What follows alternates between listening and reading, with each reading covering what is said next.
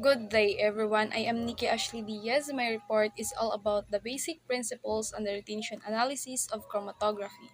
So, what is chromatography? Chromatography separates pictures by distributing their components between a stationary phase and a mobile phase based on their differential interaction with these phases. So, the chromatography is a method to separate different substances in a mixture.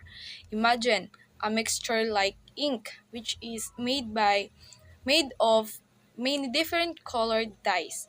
So chromatography uses two phases, a stationary phase or something that stays still, and a mobile phase or something that moves.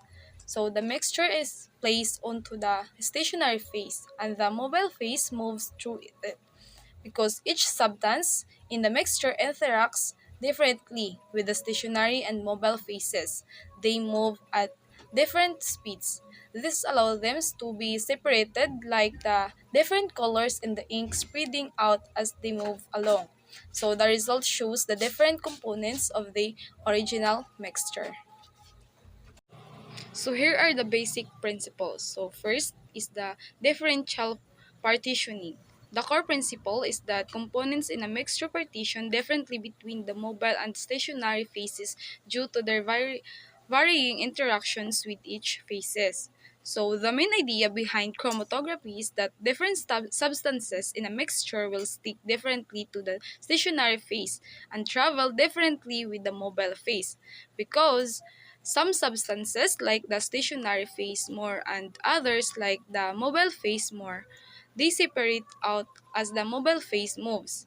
It's like a race where some runners or substances are faster because they prefer the path or the mobile phase, while others are slower because they keep getting stuck on the sidelines or the stationary phase. Next is the stationary phase, a solid or liquid support that interacts with the sample components, slowing down or accelerating their movement. So the stationary phase, this is like a track or a surface that stays put. It's a solid or liquid that the sample interacts with. Some parts of the sample might stick to it more than others, slowing them down or speeding them up.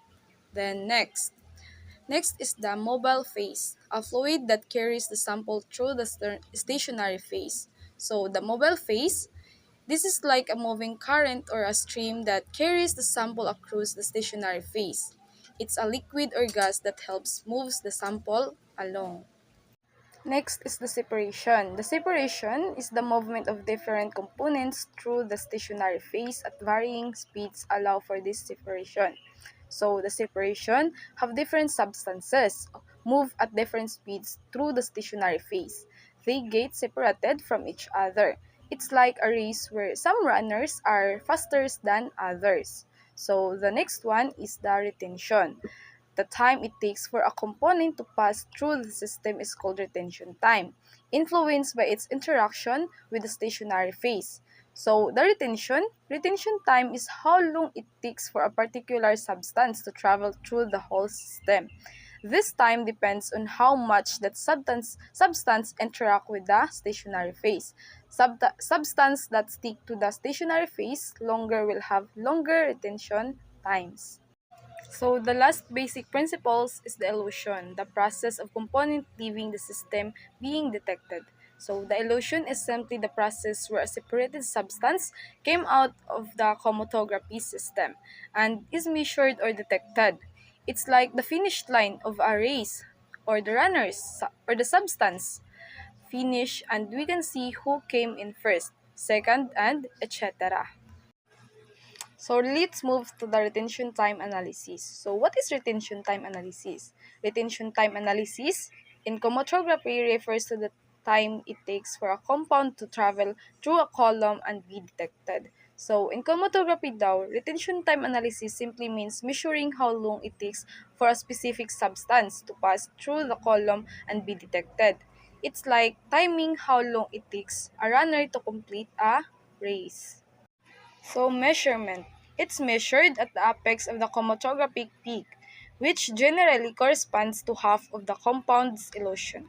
So retention time is measured at the highest point of a peak on a chromatogram. This point corresponds to when about half of the substance has passed through the system. Okay, next is the significance. So the significance, it helps to identify compounds based on their unique retention times, which are specific to the compound at the chromatographic conditions. So knowing the retention time is important because each substance has a unique retention time under specific conditions, helping us identify what substance it is. It's like each runner has a unique finishing time in a race, helping us to know who is who. Now let's proceed to the factors affecting retention time. So the first one is chromatographic conditions. Factors like mobile phase, composition, column type, temperature, and flow rate significantly impact retention time. So in chromatographic conditions, things like the type of column used, the temperature, the mobile phase's composition, and how the mobile phase moves all change how long it takes for the substance to pass through. Imagine changing the track or the weather in a race. It affects how fast the runners go. Next is the sample composition. So the nature of the compound being analyzed, its interactions with the stationary phase, and the sample's concentration can all affect its retention time. So in sample composition, the substance itself and how much of it you have also matter. If a substance sticks more strongly to the column, it will take longer to move through. So the concentration of your sample can also affect the retention time. This is like different runners have different abilities in a race.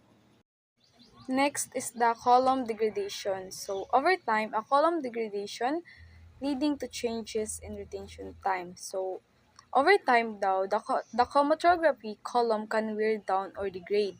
This where the and tear can change how long it takes for substances to pass through, affecting the retention times. It's like a racetrack getting damaged, or it will change how fast the runners can go. Now let's proceed to the retention time in different chromatography techniques. First, in gas chromatography. So, retention time is used to identify components in a gas sample based on their boiling points and interactions with the stationary phase. So, in gas chromatography or GC, retention time helps identify different gases in a sample. How quickly a gas moves through the system depends on its boiling point and how it interacts with the stationary phase. It's like timing how long it takes different liquids to boil and evaporate. Each will take a different amount of time. The last one is chromatography or the LC. Retention time is used to identify and quantitate compounds in a liquid sample based on their solubility and interactions with the stationary phase. So, in liquid chromatography or LC, retention time helps us figure out what liquids are in a sample and how much of each there is.